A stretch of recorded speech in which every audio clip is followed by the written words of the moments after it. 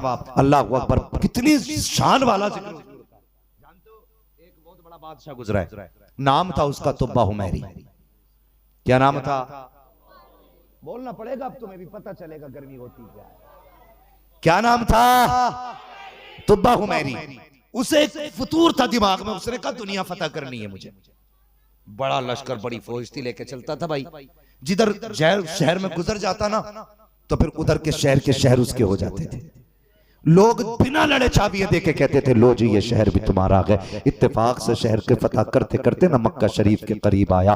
उसने कहा खबर भेज दो, हम आए हैं। लोगों ने कहा खबर जा चुकी है। कहा 3 दिन हो गए अभी तक कोई आया नहीं। कहा नहीं। क्या क्या ये लोग, इस शहर के लोग मुझसे डरते नहीं? उसने कहा बादशाह तुझे पता नहीं है, इस शहर के लोग, इस शहर में एक इबारत है जिसे काबा कहा जाता है, और वो ये कहते हैं कि ये खुदा का घर है। ये लोग, इस शहर वाले सिर्फ खुदा से डरते और किसी से नहीं डरते। उसने कहा अच्छा, क्या मेरा भी डर नहीं? कहा जी तुम्हारा भी डर नहीं। उसने कहा अगर काबे की वजह से मेरा डर नहीं तो लो मैं काबे ढा दूंगा। ये सोचा, इतना सोचना था, उसके सर में दर्द शुरू हुआ। तमाम दवाइयां की गई लेकिन फायदा नहीं हुआ। तमाम इलाज किए गए, फायदा नहीं हुआ। मुझे हैरत होती है, आज बंदा हज करने जाता है, काबे का गिलाफ पकड़ेगा, यूं सेल्फी चल रही है, कमर लगाए खड़ा काबे पे सेल्फी चल रही है। खुदा राजी हो ना हो, यारों तक फोटो पहुंच जाना चाहिए, दोस्तों तक सेल्फी आ जानी चाहिए। और इस कैमरे के पीछे पड़ा है तो तेरे कंधे पे खुदा ने कैमरा लगा रखा है। इस कैमरे को फेंक दे, उस काबे को जाकर निपट जा और खुदा को राजी कर ले। ये सारे कैमरे फेल हो जाएंगे, खुदा का कैमरा बाकी रह जाए। अल्लाह अगर किस्मत से ले जाए ना काबा, तो मोबाइल रूम में रख के जाना। हाँ, मैंने बड़ों बड़ों को देख लिया, ऐसा खड़ा और फोटो खिंचवा रहा, ऐसे खड़ा काबे की तरफ को। ये दुआएं कर रहे हो? अल्लाह अकबर। हालत ये होती हज करने वालों की, अगर काबे शरीफ में पैर रख देना, हरम में पसीने छूटते थे, पसीने। जो हज करके आए लोग वो गवाही देंगे इस बात कि अगर कोई डर के अल्लाह के घर में जाए ना हज करने के लिए वाकई, तो हरम शरीफ के सहन में कदम रखते रखते यार बंदे को पसीने आ जाते थे। सोचता था पाप कितने बड़े हैं, कहां आ गया हूं। आज वहीं खड़े होके कोई डर ही नहीं, फोटो खींच रहा। वो यार जिंदगी ने मौका दिया है, दोबारा नहीं आना। पकड़ ले खिलाफ, मना ले रब को, राजी कर ले अल्लाह को। अगर वो राजी हो गया जमाना तेरा हो जाएगा, अगर वो रूठा तो जग रूठ जाएगा, फिर कुछ नहीं होने वाला। अल्लाह अकबर। यही काबा है। तुब्बा हुमैरी ने कहा अच्छा इसे ढा देता हूँ। बहुत दवाइयां की गई, सर का दर्द ही खत्म नहीं हुआ। उसके मौलवी आके दम कर रहे हैं, दुरूद का क्या क्या पढ़ रहे हैं, मगर ठीक ही नहीं हो रहा। उसने कहा बादशाह एक बात बताओगे? कहा क्या? कि कहीं तेरे दिल में ये ख्याल तो नहीं आया कि मुझे इस शहर से काबे की इमारत ही खत्म करनी है? उसने कहा हाँ। कहा बस यही वजह है सर के दर्द की, ये दर्द खत्म नहीं होगा वरना इरादा बदलते। उसने इरादा बदल दिया, जैसे इरादा बदला ना सर का दर्द ही खत्म हो गया। इसने देखा यार इतनी अजमतों वाला घर है, गिराने का इरादा किया तो सर में दर्द, बचाने का इरादा किया तो दर्द ही खत्म हो गया। इसने कहा मैं इस घर की जियारत करने के लिए जाऊंगा। सबसे पहले ये नंगे पैर आया है तवाफ करने के लिए काबा शरीफ का। तारीख में सबसे पहले काबे पे गिलाफ अगर डाला है तो तुब्बा हुमैरी ने काबे पे गिलाफ डाला है। इसने एहतराम में काबे पे गिलाफ डाला, उसके बाद तवाफ करके जाने लगा। पूरी फौज जा रही है, सैकड़ों उलमा इसकी फौज में है। अल्लाह अकबर। इसकी सवारी पीछे थी, उलमा आगे आगे चल रहे थे, उलमा का दस्ता आगे था। चलते चलते जब वो जमीन आई है जिस जमीन पे मेरे हुजूर का मदीना आबाद होना है, जाकर के उलमा ने सवारियां रोक दी है, लंबी लंबी सांसें लेना शुरू कर दी है। उसने आके पीछे से कहा क्यों रुक गए, आगे क्यों नहीं जाते, और ये सांसें लंबी कैसी है? तुब्बा हुमैरी ने इतना कहा। उलमा कहते बादशाह हमें इस जमीन से मदीने की खुशबू आ रही है। कहा मदीना क्या है? कहा तुझे नहीं पता जो आखिरी पैगंबर होंगे उनका शहर बनेगा और उसी शहर को मुस्तफा का मदीना कहा जाता है। नारे तकबीर, नारे रिसालत, सरकार की आमद, सरकार की आमद। अभी हुजूर आए नहीं, मदीने की बातें, सुभान अल्लाह, मदीने की बात पहले होने लगी। लगा फतवा, माँ का दूध पिया तो लगा तुब्बा हुमैरी पे फतवा। बरेलवी मिले फतवा लगाने के लिए, शर्म नहीं आती? वो यार गैर मुस्लिम कहे झंडा ना लगाओ तो समझ में आता है, कलमा पढ़ने वाला कहे झंडा ना लगाओ तो गुस्सा नहीं आएगा? हिंदुस्तान भर में सफर करते हैं हम, पता गांव की पहचान कैसे होती है? जिस गांव में हुजूर का झंडा देखते हैं नजर आ जाता है कि यहां पे हमारी बिरादरी रहती है। हाँ, हिंदुस्तान भर हमने छान दिया, लेकिन सही पहचान यही है जिस बस्ती में झंडा नजर आता है। और एक बात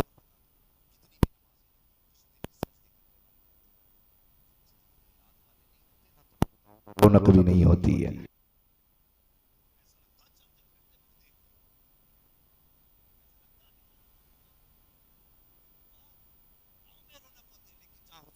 लगा होता है, कोई हो ना हो, झंडे की बरकतें अलग ही नजर आ जाया करती।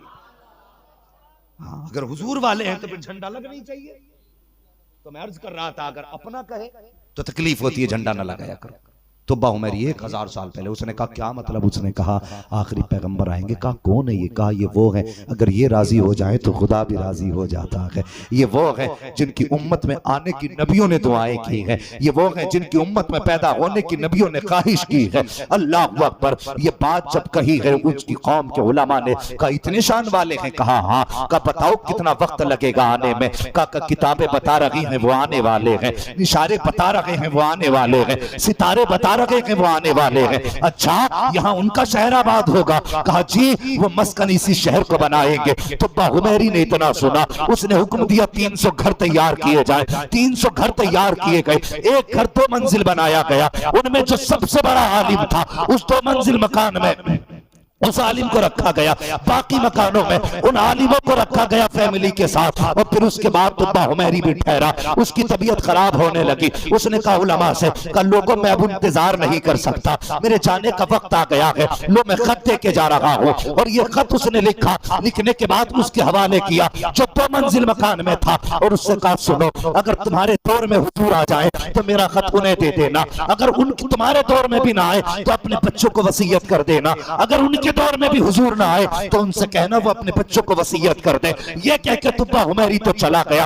ठीक 1000 साल के बाद अल्लाह अकबर, जब हुजूर मक्के से हिजरत करके मदीना शरीफ तशरीफ लाए हैं, सबको पता होगा अबू अय्यूब अंसारी के दरवाजे पे आए हैं। उसके बाद बैठे, खाया पिया, पानी पिया। आपने तसल्ली में फरमाया अबू अय्यूब अंसारी का जी या रसूल अल्लाह का तुम्हारे घर में जो संदूक रखा है वो अमानत तो उठा करके लाई है। अबू अय्यूब अंसारी कहते हैं मैं संदूक उठा करके लाया। मैंने संदूक खोला, उसके अंदर एक संदूक था। फिर उसको खोला, कहते उसके अंदर खत रखा हुआ था। मैंने निकाल के दिया, हुजूर ने पढ़ा, आंखों में आंसू आ गए। अल्लाह अकबर। हजरत अबू अय्यूब अंसारी कहते हैं कि मैं अब तक ये समझता था कि इस घर का मालिक मैं हूँ, लेकिन जब खत पढ़ा मैंने कदम पकड़े। मैंने कहा मेहमान आप नहीं, मेहमान तो मैं हूँ, असली मालिक तो घर का खुदा ने आपको बनाया।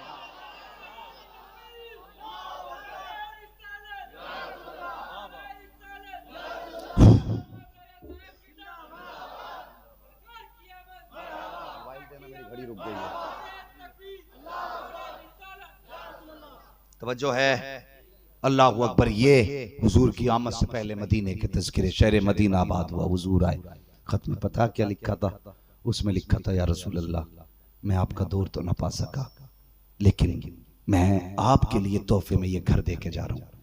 या रसूल अल्लाह, ये शहर मैंने आपकी मोहब्बत में आबाद किया है। बस इतना चाहता हूँ क़यामत के दिन जब अपने अबू बकर को आवाज दें, अपने उमर को आवाज दें, अपने उस्मान को आवाज दें, अपने अली को आवाज दें, हुजूर मुझे भी याद रखना। या रसूल अल्लाह, मैं पहले ही पहले आपका कलमा पढ़ के दुनिया से जा रहा। अल्लाह अकबर। हुजूर के आने से पहले हुजूर के तज़किरे थे, हुजूर के आने से पहले हुजूर के चर्चे थे। जब आने से पहले चर्चे हो सकते हैं तो आने के बाद नहीं हो सकते। इसलिए हुजूर का मिलाद मनाते रहे, घर में बेटियों को देखे, हुजूर पे दुरूद पढ़े। हाँ, घर में माओ का एहतराम करें। ये मदीने वाले की मिलाद की बरकत है, ये मदीने वाले की अता है। आज माएँ मुस्कुरा रही हैं ना, नौजवान बैठे अक्सर बड़ी आसानी से लड़ जाते हैं माँ बाप से। ना, लड़ा ना करो, कभी सोचा भी करो। हुजूर ना होते ना तो फिर कोई इज्जत किसी की नहीं थी, कोई इज्जत किसी की नहीं थी। पूरी जिंदगी मेरे हुजूर ने हाँ हमें बताया। आका फरमाते ना, कहते मैं पूरी जिंदगी अपनी माँ की एक बात याद करके रोता हूँ। माँ बाप होते हैं, कोई इनको नहीं लग सकता, ये लिख लेना।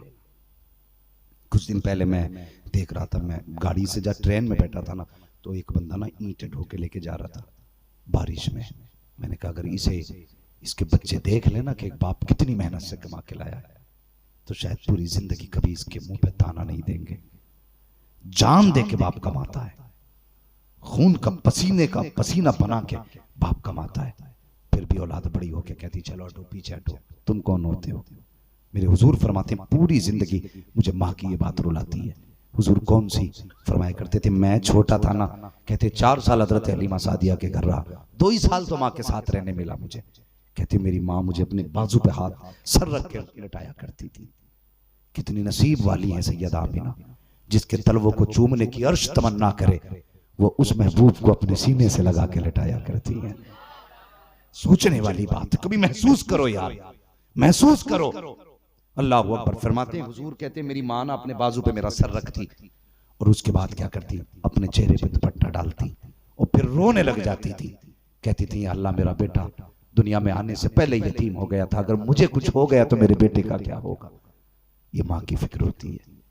नौजवानों घर से निकला करो ना, बिस्मिल्लाह पढ़ के निकला करो। एक्सीलेटर पे जब हाथ रखते हो ना, फिर तुम नहीं देखते हो किधर जा रही है गाड़ी। हाँ, एक बेटे को माँ बाप 25 साल तक पालते, इतनी आसानी से जिंदगी तबाह ना कर, बर्बाद ना करो, घर से निकला करो। कहते हो जी हमारे पीछे कोई रोने वाला नहीं, अकेले नहीं। तुझे पता है कसम खुदा की बीवी होती ना तो वो तेरे लिए इतना नहीं रोती जितना माँ बाप तेरे लिए रोएंगे। इसलिए ख्याल करके घर से निकला करें, माँ बाप की दुआएं लेके घर से निकला करें। फरमाया गया जो बच्चे माँ बाप की दुआएं लेके निकलते हैं खुदा की रहमतें उनकी हिफाजत किया करती हैं। हाँ, आज तो हमें ना टेक्नोलॉजी पे भरोसा, क्या हेलमेट है ना, सीट बेल्ट लग रही है ना, क्या जरूरत है दुआ की। गाड़ी हमारी बुलेट प्रूफ है यार, पलटेगी तब भी इसके अंदर कितने एयरबैग लगे हुए हैं। अल्लाह की कसम एयरबैग नहीं बचाते, जब भी बचाती है ना खुदा की रहमत बचाया करती है, खुदा की रहमत बचाया करती है। नौजवानों मैंने देखा ना 12वीं के बाद भी, अब भी देखो ना, जहां देखो तुम 100 के ऊपर गाड़ी चल रही है, समझ लेना मुसलमान का बच्चा है। हाँ, अक्सर मुसलमान के बच्चे 100 से नीचे गाड़ी नहीं चलाते, ऐसे निकालेगा सुन, पता ही नहीं चलता ये उड़ के गया कि निकल के गया।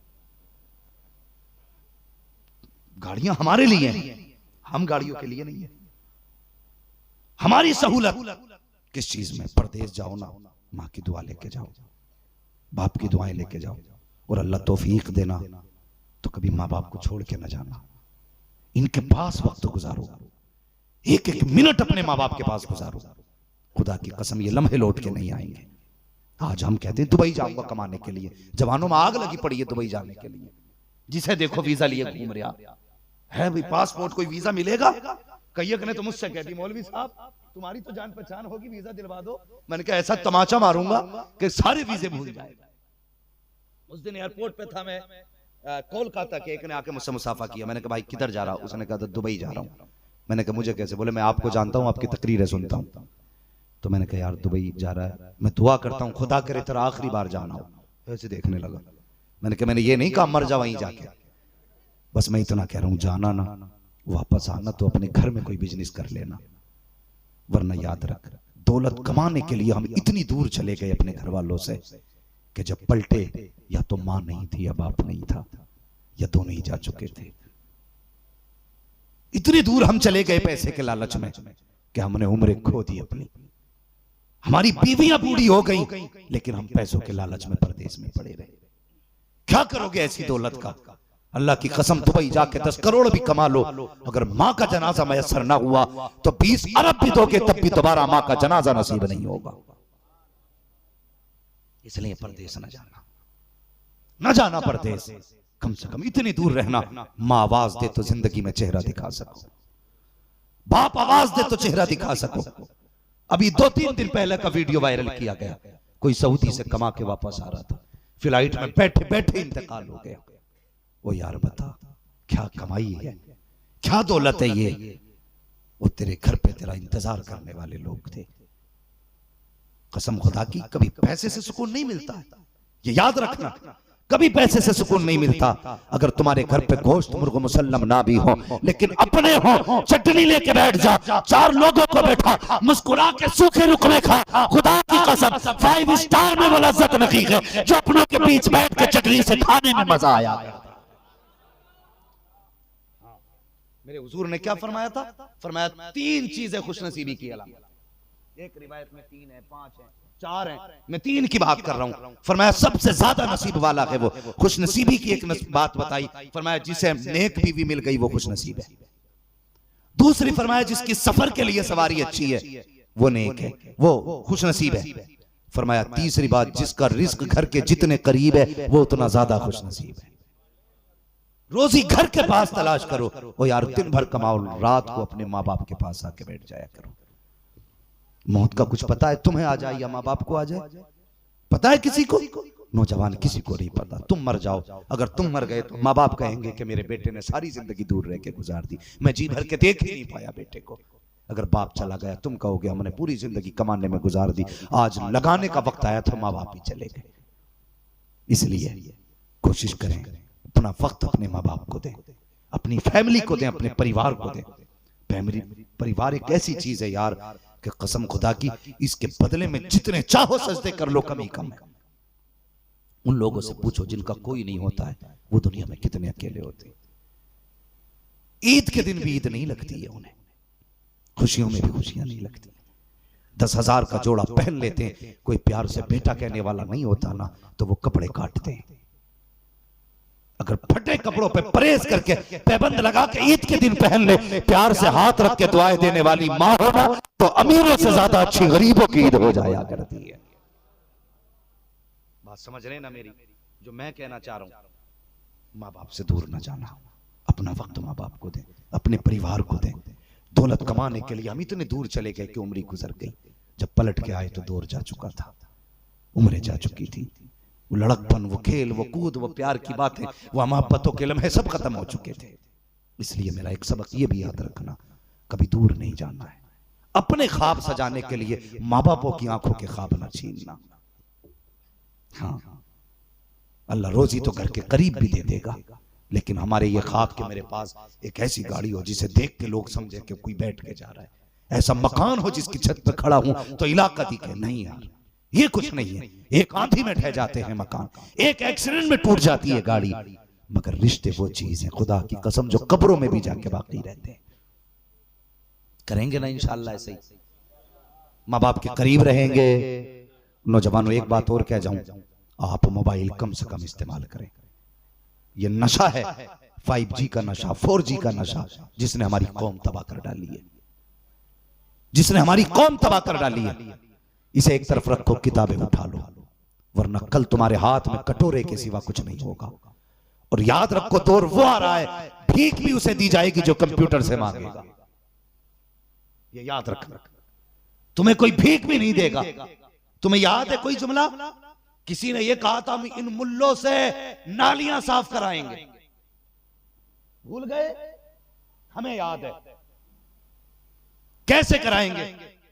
छुरी रख के गर्दन पे नहीं, बंदूक रख के कान पे नहीं। यही तरीका था, इनके हाथों से कलम छीन लो, इनके हाथों से किताबें छीन लो। जब तालीम नहीं होगी तो ये कुछ नहीं होंगे, जब कुछ नहीं होंगे भूख पीछा करेगी तो पेट पालने के लिए ये नालियां भी साफ करेंगे, जूते भी उठाएंगे। तो जूते उठाने नहीं आया था, तो मोहम्मद का गुलाम बन के जूते उठाने के लिए आया।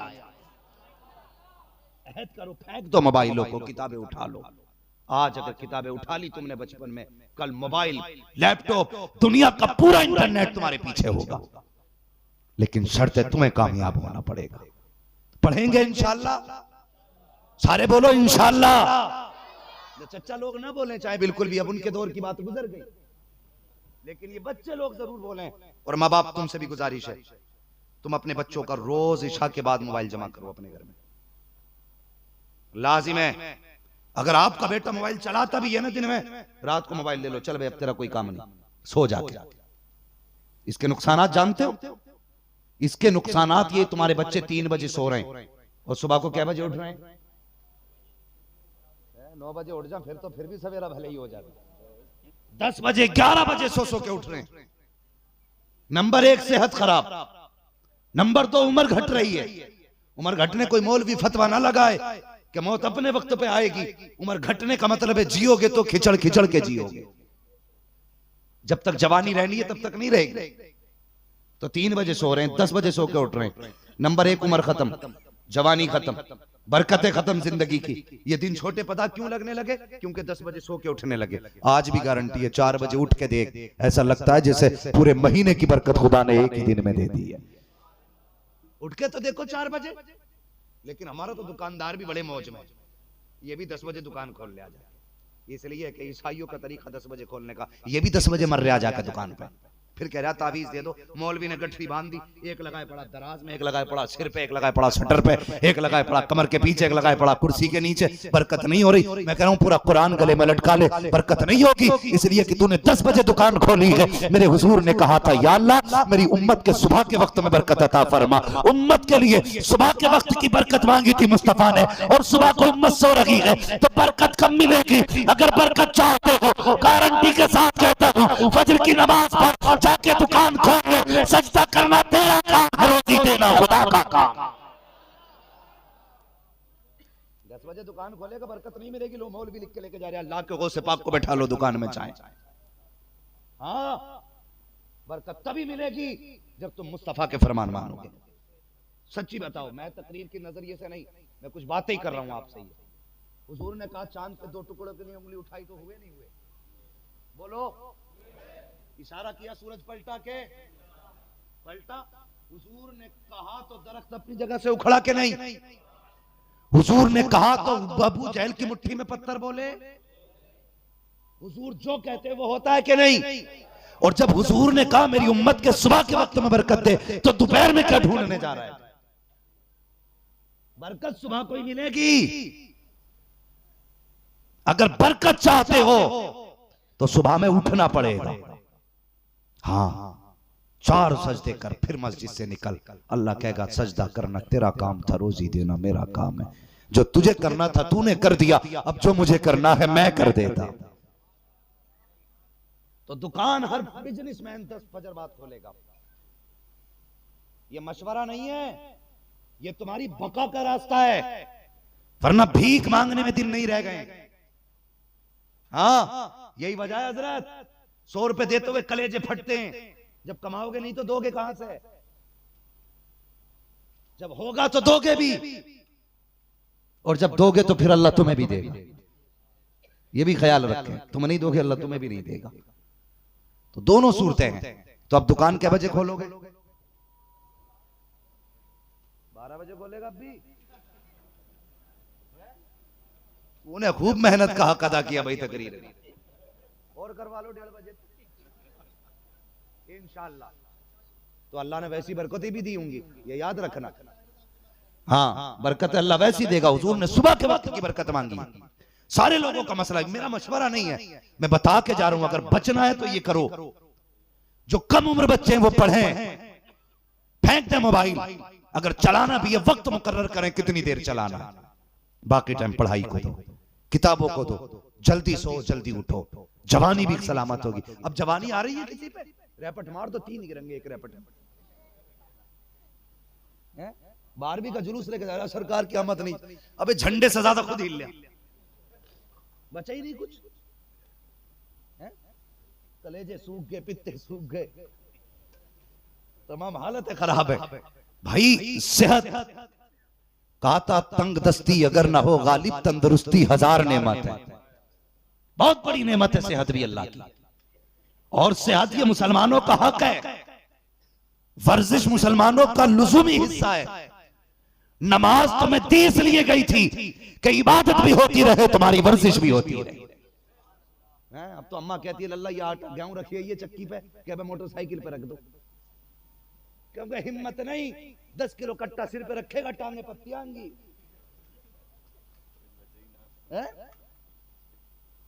ये बात सच्ची नहीं है? सच है। मुझसे कह रहा हूं मौलवी बोल, जरा बैठ के देख, आधा घंटा इतनी जोर से बोल के सुबह को 3 ग्लूकोज की बोतलें लगेंगी। बचें जरा, वक्त अपना बचाएं। और सबसे ज्यादा जानते हो ताकत का जरिया, फरमाया बुजुर्गों ने फरमाया किसी टॉनिक से इतनी ताकत नहीं आती जितनी ताकत अल्लाह से तौबा करने से आया करती है। जितनी कसरत से तौबा करोगे अल्लाह उतनी ताकत अता फरमाएगा। तो जवानों, सबसे ज्यादा कसरत से हमें तौबा करनी है। अल्लाह तौफीक देगा, नमाजों की पाबंदी करनी है। सुबह में उठ के जो काम हुजूर ने हमें दिए वैसे ही करने, समझ रहे ना इंशाअल्लाह। वैसे ही करने। 3 बजे नहीं सोना है, अब जल्दी सोना है, जल्दी उठना है। अल्लाह माफ करे, मस्जिद के मुतवल्ली भी कम थोड़ी होती है। अपने लल्ला को चादर उड़ा कर कम अभी आ रहा झाड़ा, एक तो वो पहले से ओढ़े पड़ा, फिर एक और डाल देगा ऊपर से। हाँ मेरा पूत डाल दिया कंबल आके, मैं उठे नहीं। 5 मिनट लेट हो गए, इनकी छुट्टी करो भाई। फजर की नमाज 5 मिनट लेट पढ़ाई क्यों? इमाम पे नमाज फर्ज है, तेरे बेटे पे नहीं है जिसे कंबल उड़ा के आया। अच्छा तो तब लगता जब फजर हुई थी, बेटे का भी हाथ पकड़ता, इमाम का भी हाथ पकड़ता, फिर मस्जिद में आता, फिर मजा आता ना। तो अपने बेटों को कंबल इमाम की खाट उल्टी करते हो, इंसाफ से काम करो। अगर बेटे को नहीं ला सकते तो इमाम को उठाने का भी हक नहीं है। ख्याल रखना, ये 5 मिनट पे इमाम निकाल दो। हाँ बस अल्लाह माफ कर, मैं इधर जाना नहीं चाहता था। बस मेरा मकसद क्या है, बदलो अपने आप को, एक अपनी जिंदगी में नयापन लाओ, और इतना नयापन लाओ कि 1400 साल की झलकियां नजर आने लगे। मैं ये नयापन नहीं दे रहा कि दाढ़ी ऐसे बनवाना जैसे बिच्छू बना है, बाल ऐसे कटवाना जैसे कि जानवर सिर पे बैठा है। नहीं, वो नयापन लाओ जो मेरे हुजूर ने दिया। चेहरे पे दाढ़ी सजी हो ना तो फिर लगे हुजूर का गुलाम जा रहा है। हाँ, कुर्ता पजामा अक्सर पहना करो, फिर इसकी बरकतें देखो। अक्सर पैंट में घुसा पड़ा, कुछ तो ऐसे लगे पता ही नहीं कि पहन के सिलवाई है या सिलवा के पहनी है। इतनी फिटिंग में चल रहे हैं लोग, इससे बीमारी होती है। बीमारी, ढीले ढाले कपड़े पहना करो। हजरत अली ने कहा था ढीले ढाले कपड़े, जितना ढीला कपड़ा पहनोगे उतना बदन अच्छा होगा। समझ रहे हैं ना, उतना बदन अच्छा होगा। जरा से 2 दिन वो उठा लेगा, 2 ईंट है, फिर फिटिंग के बनियान ला दिया क्या भाई बॉडी बन गई इसकी। ऐसे नहीं, बदलो, जवान बन जवान। अगर जिस्म में ताकत होती तभी दीन का काम होता हजरत। अगर जिस्म में ताकत नहीं तो तुझे संभालेंगे कि कौन संभालेंगे बता। तो नौजवानों मेरी बात को मजाक ना समझना, ये कड़वी सच्चाई है जो मैंने बताई है। तुम्हारे मोबाइलों ने तुम्हारी जवानियां बर्बाद कर दी, तुम्हारा टाइम बर्बाद हो रहा है, आंखें फूट रही हैं, कान खराब हो रहे हैं। आने तो 40 साल पता चलेगा। याद आगा कोई मौलवी कह के गया था अगवानपुर में के करना क्या है, आज ले उनकी पना, आज मदद मांग उनसे, कल ना मानेंगे कयामत में अगर मान गया। हुजूर के सच्चे गुलाम हो ना, ऐद कर लो, हम वही करेंगे जो हुजूर ने बताया। बोलो इंशाअल्लाह। हाँ, और अगले साल ऐसी ताकत जवानों में होनी चाहिए, एक हाथ में 2 झंडे होने चाहिए। एक झंडा 2 लोगों के हाथ में नहीं होना चाहिए, एक हाथ में 2 झंडे।